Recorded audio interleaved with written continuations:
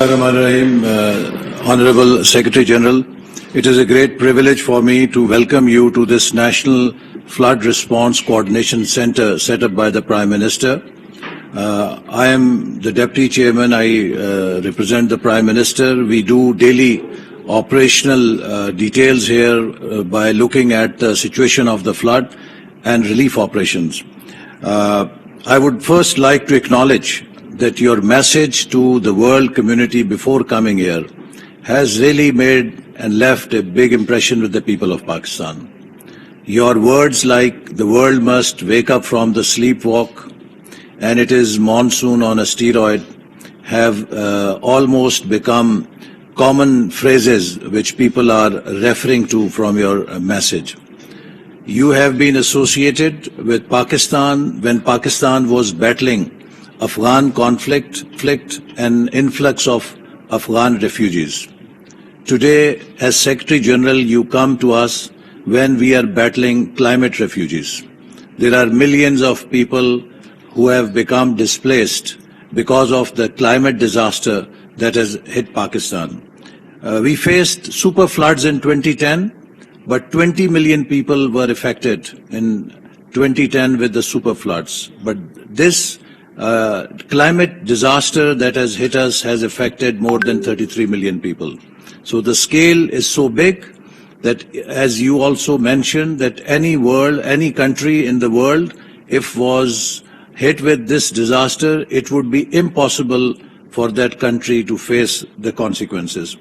We are facing 4 challenges. One, that these floods, with the flash floods and the hill torrents and the heavy rains, which largely took place in those areas which historically have never had even moderate rains. So those regions did not have the infrastructure to deal with such heavy downpour. So there is a huge infrastructure loss to all the areas in terms of roads, rails, power transmission lines, gas transmission lines, irrigation system, schools, hospitals, water and sanitation, dams. There is a big damage to the infrastructure for which a joint damage and need assessment study has begun with the help of World Bank, Asian Development Bank and UN, and their experts are working with our Ministry of Planning and Development, which is coordinating this study.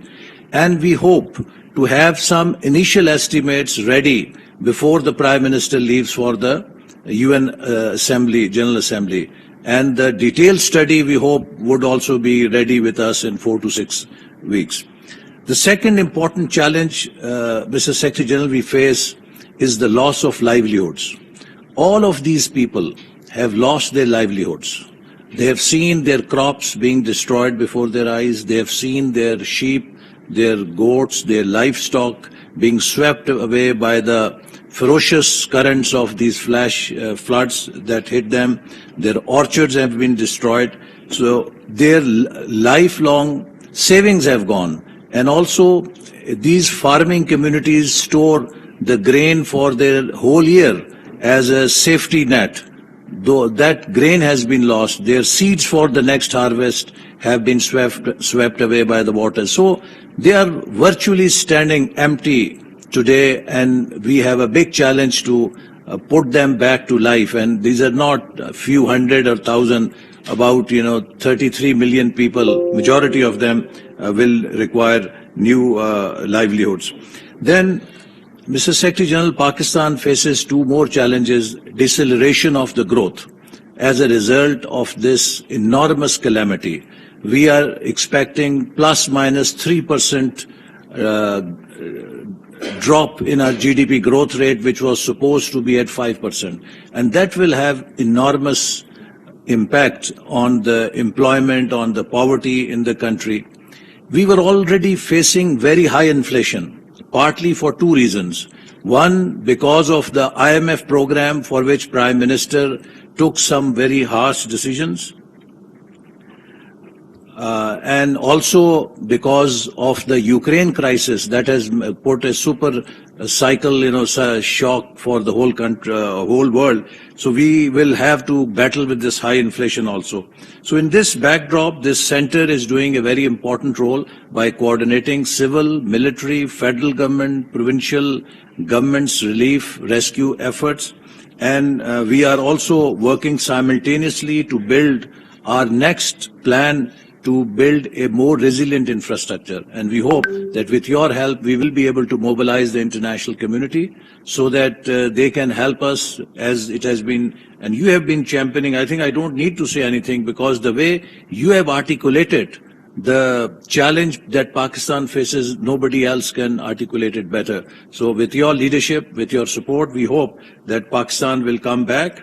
Pakistani nation is a very resilient nation. We have been tested before with many calamities. Each time, Pakistani people have fought back. And with the support of friends like you, we hope that Pakistan will again rebound and it will be back to normal and we will be able to give our people a decent and good quality of life that they deserve.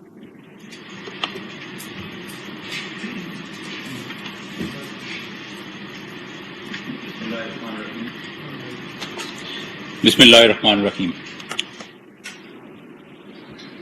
Honorable Secretary General, United Nations, Mr. Antonio Guterres, sir, I welcome you to the National Flood Response Coordination Center. We would have liked to show you a small video clip, but due to the shortage of time, you have other pressing engagements where you have to go. So I'll just go over the salients of the brief that I wanted to present to you. Next. Sir, Pakistani floods started since 14. दिखाते हैं sir वो दिखाते sir दिखाई नहीं जरा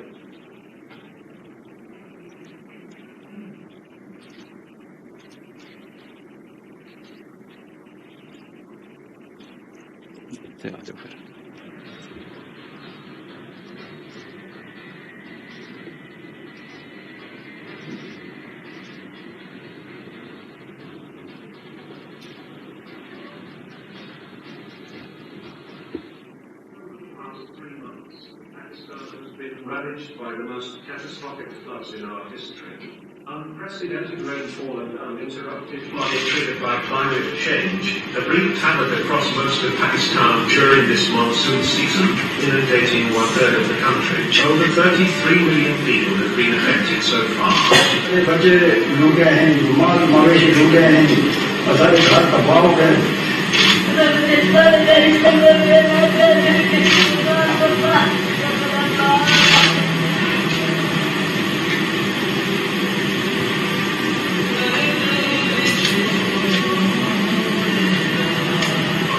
More than 1,300 persons have died, including 400 children. Over 12,000 people have been injured. Millions of people have been displaced. Nearly 2 million homes have been destroyed. The majority of the people affected are deprived of basic health facilities and medicines. Around 600,000 women are expected to give birth without medical care.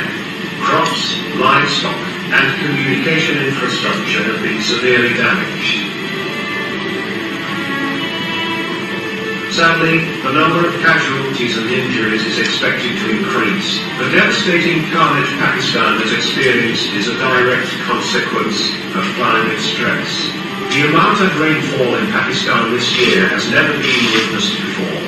Rainfall this monsoon season has been 170% higher than the 30-year average.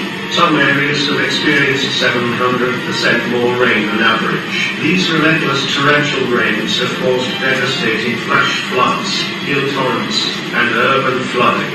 For our climate vulnerability is unfairly high, ranking among the top 8 climate-impacted countries in the world. The federal and provincial governments have been executing rescue and relief operations tirelessly, with support from the armed forces. The Prime Minister of Pakistan has formed a National Flood Response and Coordination Center, which he is heading himself, to ensure effective implementation and coordination of relief and rehabilitation efforts. However, given the unprecedented size of the calamity, the resources currently available to the government of Pakistan are not enough. Help and assistance are arriving from friendly countries and multilateral partners.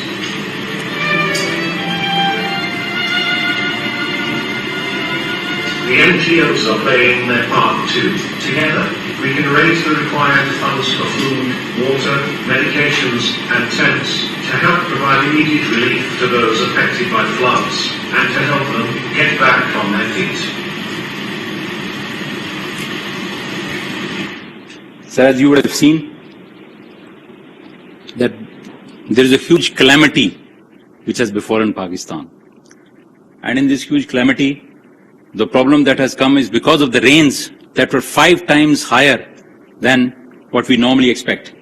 If you see, in Sindh province, normally it would have been just 35 to 50 millimeters of rain in a complete season. And this year, it has been over 600 millimeters on the average, which is 508% higher than the average rainfall. This is also because of the changes that are occurring because of the ENSO and the Equino, and this has a strong bearing on the monsoon region. Next. So this map would show you what kind of rainfall we have received. If you would just remain on the red, you will find that this is the entire Sindh province. And in the north, you have the KPK. Both of them have received over 500 millimeters of rain, and at one place it was 752. This is near the world record of rain at any one place. We have had 5 spells till now. Next. So this purple will show you where water is standing as of now. This is in itself a complete lake, 100 kilometers wide. Differentiation between the Indus River and this place is near impossible.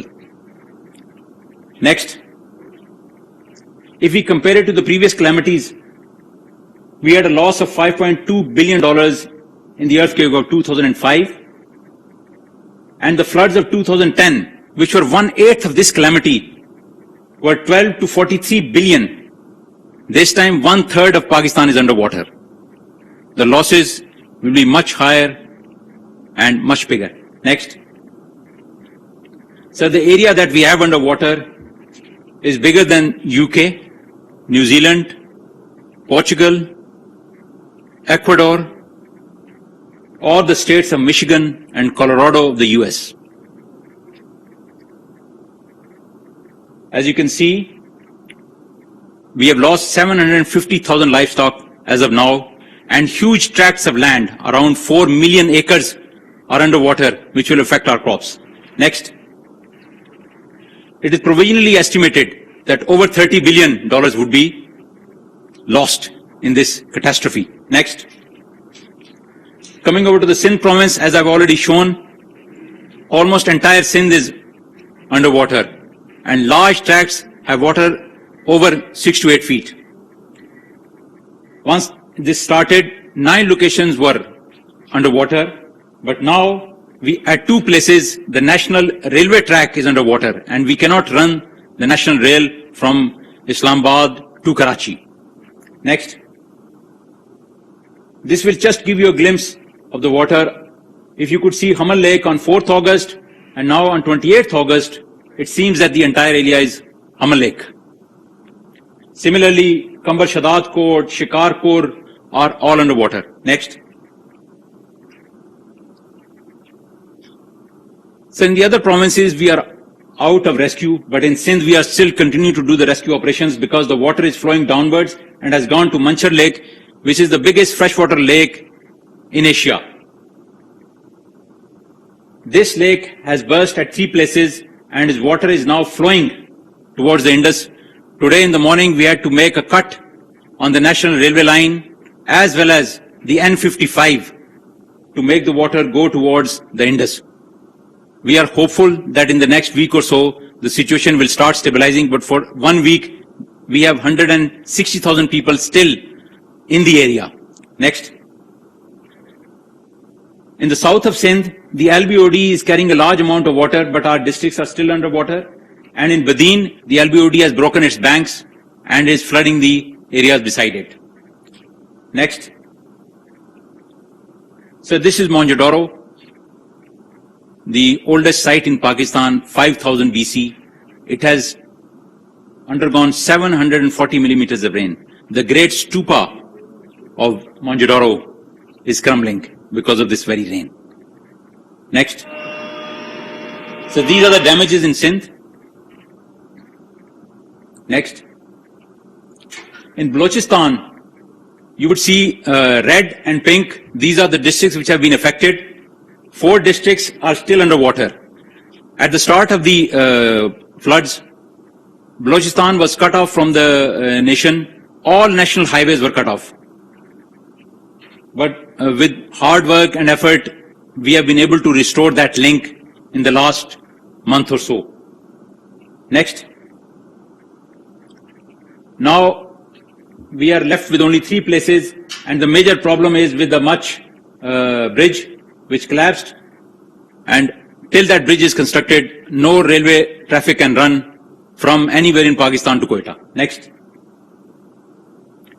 Next.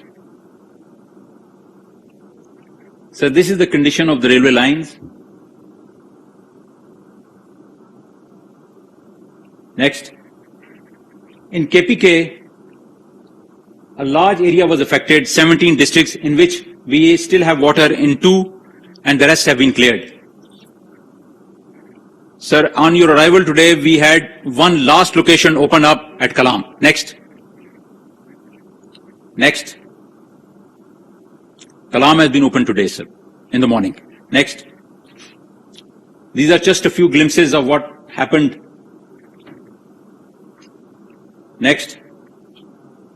In Punjab, it was only basically 2 major districts where only at one place we have standing water. Rest Punjab is doing well. Next. This was the water which stood in different areas. Next. Rajan, you would see, sir, it has still water standing over there.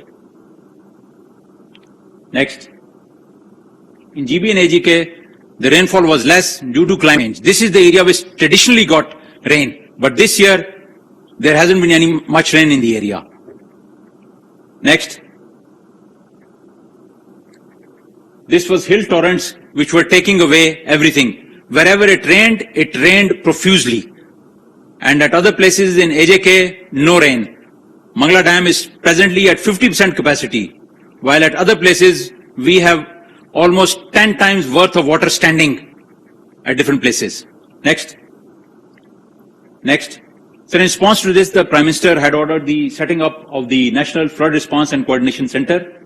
Our mandate is to synergize and articulate the national flood effort. And we are doing it through assessment, coordination, forecasting, and lastly, policy recommendations. Next. So this is the organization where all stakeholders are a part of it. Ministers of the government, as well as provincial governments are part of it, and of course, the military. Next. This is the military organization. Next. So the relief efforts that have taken place till now, we have already issued 2,98,000, but this is just a drop in the bucket. Perhaps much more is required. Next. Similarly, we are receiving help from our international bodies as well as our friends all over the world, including UAE, China, Uzbekistan, Qatar, France, Jordan, USA, and of course, the UN is always at the front of all these things. Next. This is what is all arriving in the next coming days. Next. We have also established a number of relief camps and medical camps. Next. And collection centers. The army is collecting at a number of places from where we transport this to the areas affected. Next. And this is all that we have transported till now. Next. Some glimpses of the relief effort going on. Next. Next. Next. Sir, we have done a lot of coordination with OCHA, And last week we had a coordination conference over here in which we called all the major NGOs and we coordinated with them how this system is going to work. The UNRC helped us in that matter, and we continue to work with them in order to improve how the NGOs provide help to the people and where we require it. So it's a coordinated effort between the civil government, the military, as well as the NGOs, and under the auspices of the UN in certain areas. Next. Sir, we have started the joint survey in Balochistan. It has started in GB, Punjab and KPK. It will start by Monday. And Sindh, because we are still in the rescue phase, will start once the rescue phase is over. Next.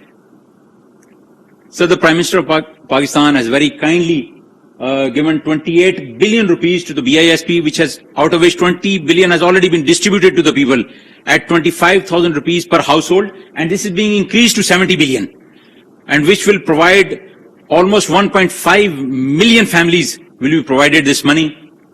In addition, waiving off of the electricity bill in all those areas where there is water standing, and deferment of payment of agricultural loans, which will be approximately 52 billion rupees once it is done.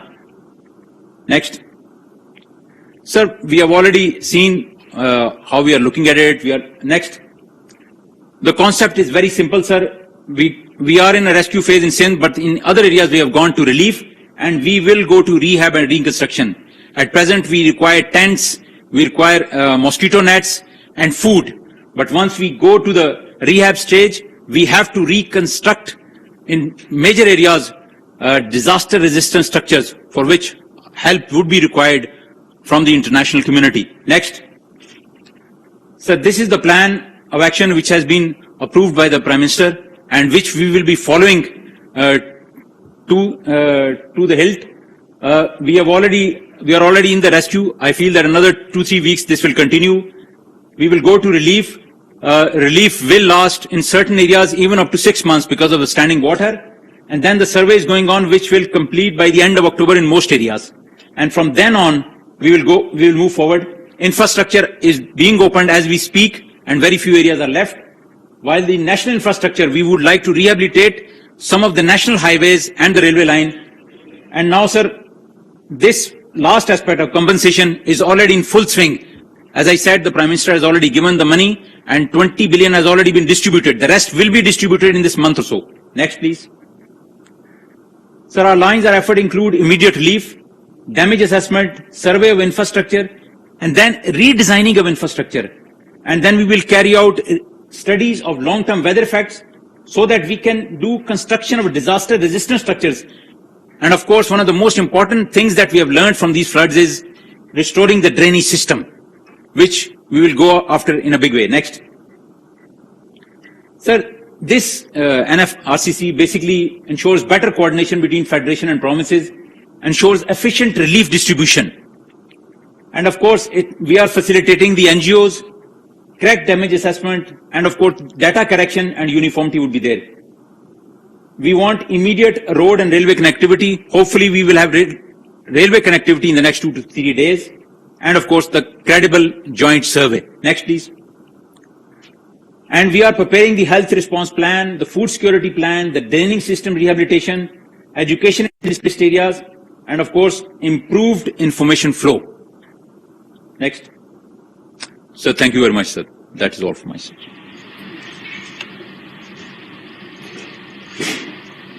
May I ask you two questions? I've read in the press in the last 2 days that there was a lake in which you were worried about is it controlled? Has a total capacity of 125 feet it could rise to. It rose to 124 feet. Therefore, we had to apply breaching sections at 2 places. The water is out. It has flooded 5 tehsils.